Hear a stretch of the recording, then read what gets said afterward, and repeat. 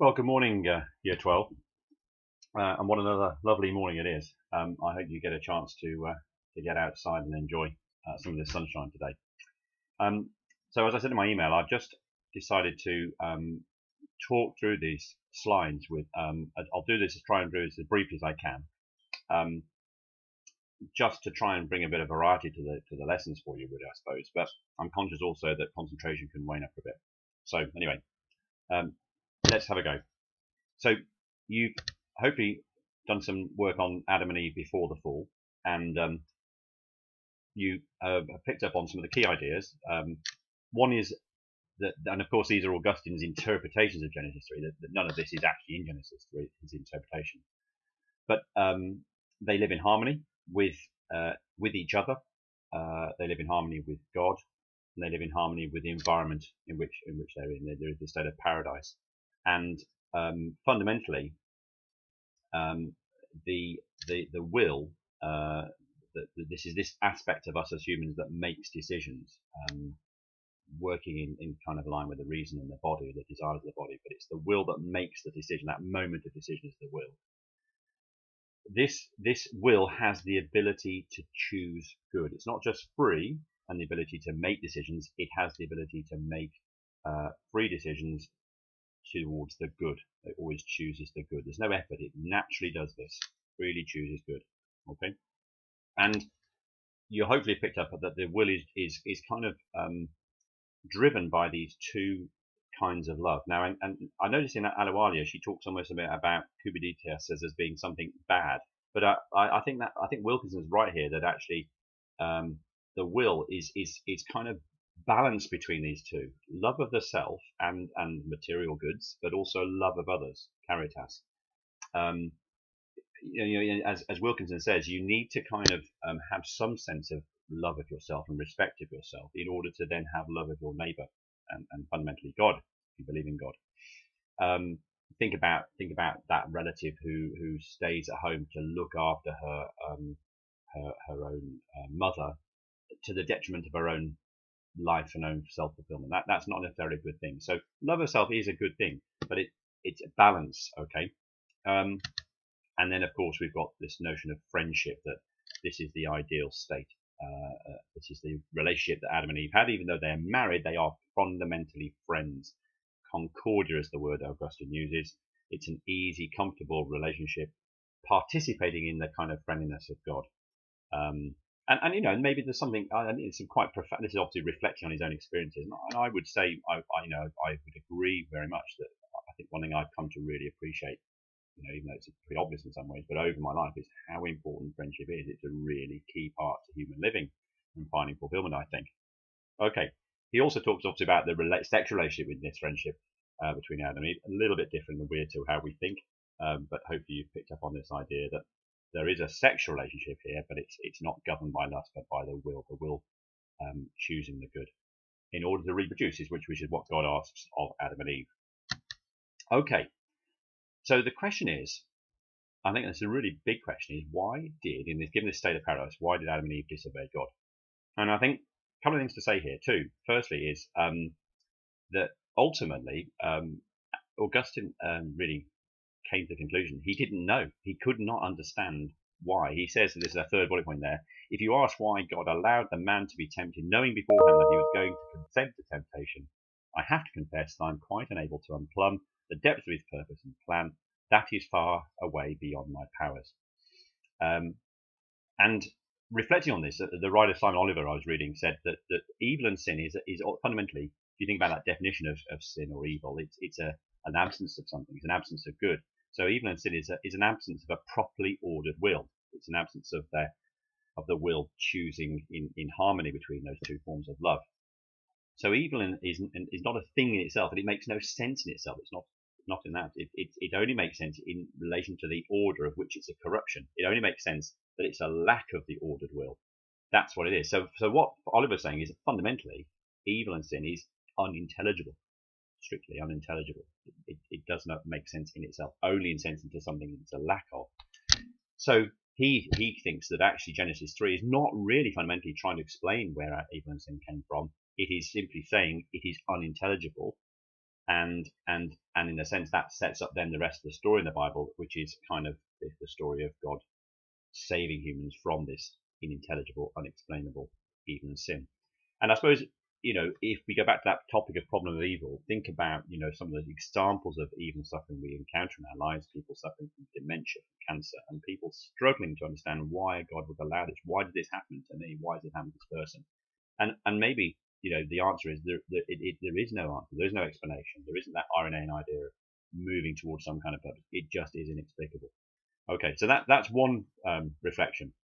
However, there is also this notion that you've read, maybe you'll read about already, this idea that actually Adam and Eve were kind of driven by pride, tempted, of course, by the serpent.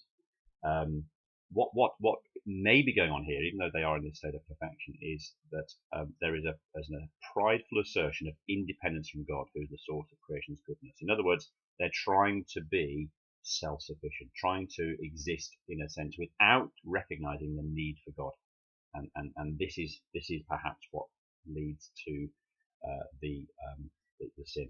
But still the question is, why would that desire for independence or autonomy, why does it emerge? And is that a sign? If the creation is good and the human nature is good and its will is ordered, where does this pride come from? And I think that's why ultimately Augustine says, I don't know, just don't understand. And hence my previous slide. Okay, I'm going to skip over that. I'm conscious of time. So I think let's move on to talk about, I think the crucial thing I want to talk about here is that that the act of disobedience is not to do with the body. Okay, the body is not a negative thing. It's not evil because it's been created by God. It's good. What comes first is the will. That bit of us that makes that decision. That is what's corrupted. Okay, that's what comes before the evil act. It's not the body. So for some reason that will became disordered in Adam and Eve, and that led to the disobedience of God. It wasn't that their bodies were sinful. Okay. So let's talk about the divided will. So this is we're moving in now to the stage of the post-fall. Okay, and the consequence is that Adam and Eve now have a divided will. And what he means by this is that it's no longer balancing cubiditas and caritas. They're now almost divided, these two. And I think really what he's getting at is that it's the love of self, the love of material goods that becomes much more powerful, much stronger. It's the material bodily desires that dominate now. And the reason is not able to resist that. And the will is not able to resist that. And it's drawn by those strong desires for self, and caritas has become abandoned, and that I think is what is the divided will. We have the reason to recognise that some of the things we do are wrong, but the inclination towards those is so strong that the will is pulled in that direction. It cannot stop itself. Okay, and Augustine actually uses an analogy himself of scales here to try and get across this idea. This is from a reading from Alistair McGrath's book, and he says, if we imagine two scales that are kind of initially balanced, so between that caritas and cubiditas, okay, but what happens if the balance pans are loaded in one way? So what happens if someone puts several weights in the balance pan on the side of evil? The scales will still work, but they're seriously biased towards taking an evil decision. And Augustine argues that this is exactly what has happened to us through sin. Human free will is biased now towards evil. We can make decisions. It's just the loaded scales work, but they are loaded, and they don't give a balanced judgment, rather a serious bias towards evil. And this is analogy he uses to say that we have free will. It does really exist in sinners, but it's compromised by sin. And he differs with Pelagius on this, and we'll come back to that debate later. Okay, but he very much he draws here on Paul's writings in Romans. You remember Paul, the early Christian who really establishes the church. Paul says this, and it is some profound words. I do not understand what I do, for what I want to do, I do not do, but what I hate, I do. I'm sure probably a lot of us have kind of that can relate to that in some way. We almost don't have an inability to do what is right. We're inclined to to do. Perhaps on reflection, what is selfish and wrong. Okay.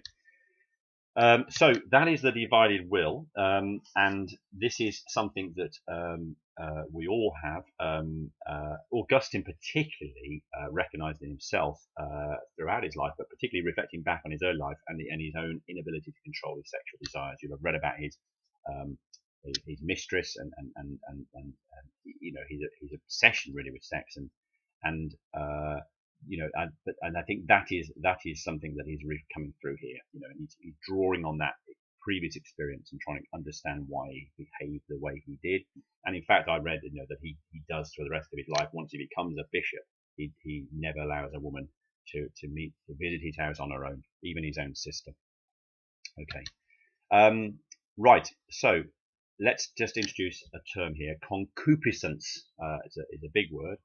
It fundamentally means sexual lust, of course, going back to Augustine's experiences, but also it can refer to other desires such as craving food, money, power. Okay, so it's a bit like that self-love, that cupiditas has now become really dominant in us, and this is what he calls concupiscence or lust. Okay, and this is something we're all prone to now, that we are in a fallen state, unable to control these appetites, these lusts for material things, and it can end up destroying us sometimes, or at least damaging us, and other things like our friendships and relationships. Jealousy sometimes can get into a friendship, can't it, or a group of friends, and people fall out, and he thinks this is caused by concupiscence. He reflects. I've got an apple tree there because he reflects on an earlier experience in his life where he and a friend went over the wall, I think, into a neighbour's garden and just took all the trees, all the fruit. I think maybe an apple or pears, I can't remember. But he took all the fruit off the tree, and they didn't even eat all of it. They gorged on some of it, but some of it they just picked and wasted. He's reflecting back on that experience, thinking, well, why did I do that? What drove me? And he thinks it's concupiscence. So it does affect us and our friendships, particularly, you know, that friendships that we continue to have are still damaged by concupiscence. Okay, so those are some of the key terms. And our original sin, you already will have come across this with the problem of evil topic. And you know that this idea that humans, and Jesus here, of course, humans have a sinful nature that means that we are lacking a properly ordered free will, and it corrupts not only ourselves, our will, but also it corrupts our society. And we'll do some more reading about that next week. All right. I think I just want to get across the crucial point here is why is it that humans, all of us, inherit original sin? What is the reason for that? Is that it's past, of course, it's due to sexual intercourse. Here we go, back to the emphasis on sex, which, you know, draws on his previous experience and the guilt he felt about this.